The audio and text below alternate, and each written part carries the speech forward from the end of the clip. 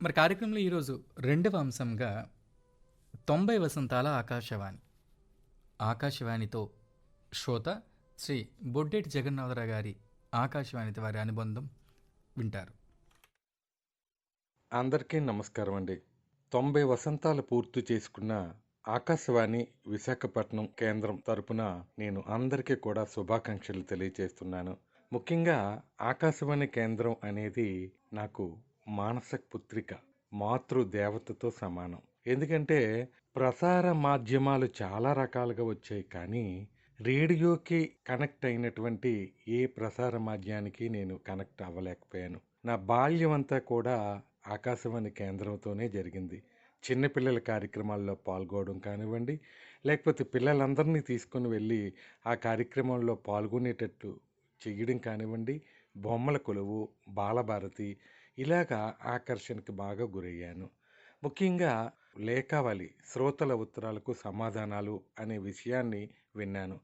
లేఖలకి సమాధానాలు ఇచ్చిన తీరు, మరి శ్రోతలు ప్రశంసించిన తీరు నాకు బాగా ఆకట్టుకుంది. నేను లేఖలు రాయాలి, నా పేరు రేడియోలో రావాలి అని ఆసక్తి పెరిగింది. మా నాన్నగారి సహకారంతో చిరునామా సేకరించి నేను లేఖావళి, శ్రోతల ఉత్తరాలకు సమాధానాల్లో నా పేరు రావడం, నా రచన బాగుందనే విషయాన్ని శ్రోతలు రాయాలి, నా పేరు రేడియోలో రావాలని ఆసక్తి బాగా పెరిగి రచనలు మొదలుపెట్టాను. 1983 నా మొట్టమొదటి రచన పుట్టినరోజు అనే కథానిక రేడియోలో వచ్చింది. అప్పటి నా పారితోషికం ఆకాశవాణి నుంచి రూ. 75. అది నేను అందుకున్నటువంటి మరుక్షణం నుంచి కూడా ఆకాశవాణికి ఇంకా దగ్గరయ్యాను. ప్రతి కార్యక్రమాన్ని నిశితంగా పరిశీలించడం, లేఖలు రాయడం జరుగుతూ ఉండేదన్నమాట. అంచెలంచెలుగా ఎదిగి ఈ రోజుకి 15 నిమిషాల నాటికలు, అర్ధగంట నాటికలు, కథానికలు రాసి ఆకాశవాణికి నేను బాగా దగ్గరయ్యాను. ఆకాశవాణి విశాఖపట్నం కేంద్రం ఆంధ్రప్రదేశ్లో ప్రముఖమైన రేడియో ప్రసార కేంద్రాలలో ఒకటి. ఇది అనేక సంవత్సరాలుగా ప్రజలకు వినోదం, సమాచారం మరియు జ్ఞానాన్ని, విజ్ఞానాన్ని అందిస్తూ సేవలందిస్తుంది.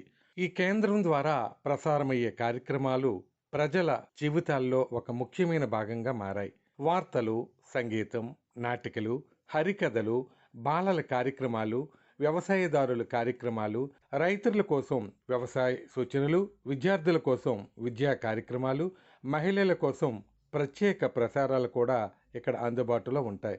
ఈ విధంగా ప్రతి వర్గానికి ఉపయోగపడే కార్యక్రమాలు అందించడం ఆకాశవాణి విశాఖపట్నం కేంద్రం యొక్క ప్రత్యేకత. ఈ మొబైల్ యాప్ల ద్వారాగా ప్రతి మొబైల్లోనూ కూడా ఆ యాప్ డౌన్లోడ్ చేసుకుంటే ఆకాశవాణి కేంద్రాలు ప్రవేశపెట్టడం ద్వారాగా ప్రతి ఒక్కరూ ఆకాశవాణికి మళ్ళీ పూర్వ వైభవాన్ని తీసుకొచ్చారు, దగ్గరవుతున్నారు. ఇది చాలా ఆనందదాయకం అండి. మరి ఇలాగే అంచెలంచెలుగా ఇంకా ఎదిగి మన ఈ కార్యక్రమాల రూపకల్పన చేసి మాలాంటి శ్రోతలకు మరి మంత్రముగ్ధులు చేస్తారని మనసారా కోరుకుంటూ, మరొకసారి 90 వసంతాలు పూర్తి చేసుకున్న మన ఆకాశవాణి కేంద్రానికి శుభాకాంక్షలు తెలియచేసుకుంటూ, మీ బొడ్డేటి జగన్నాథరావు.